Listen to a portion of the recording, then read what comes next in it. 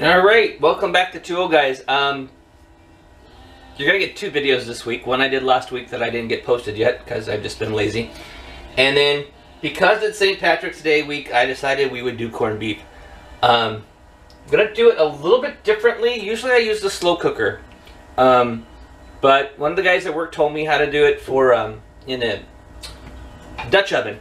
And he said it's much more tender in the Dutch oven.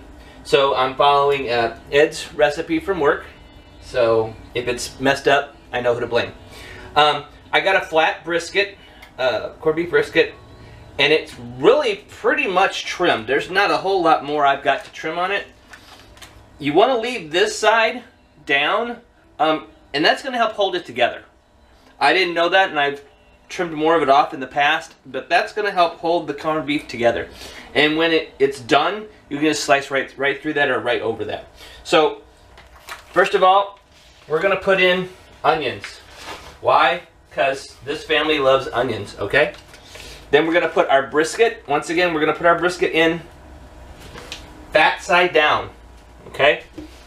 It's very important, fat side down. Otherwise, you're going to have a mess when you try to get it out. And notice today that I did remember to put the towel where I can reach it. Now, he says to use the seasoning packet. I'm not going to do that. What I did was I'm going to use the same seasoning as I've used before.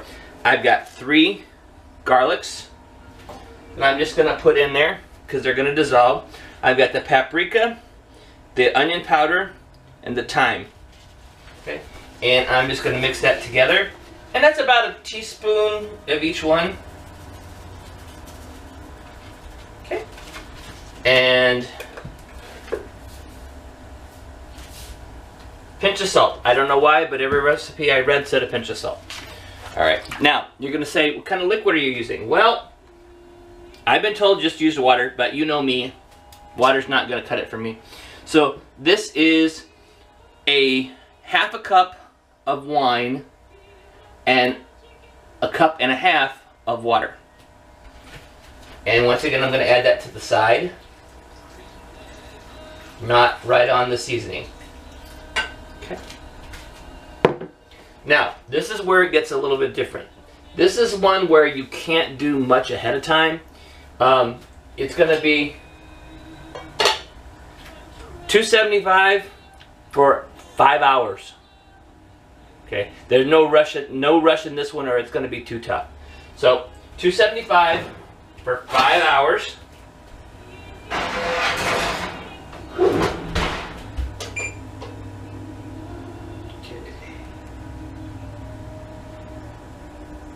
I hope everybody remembered to set their clock ahead this week. 5 hours.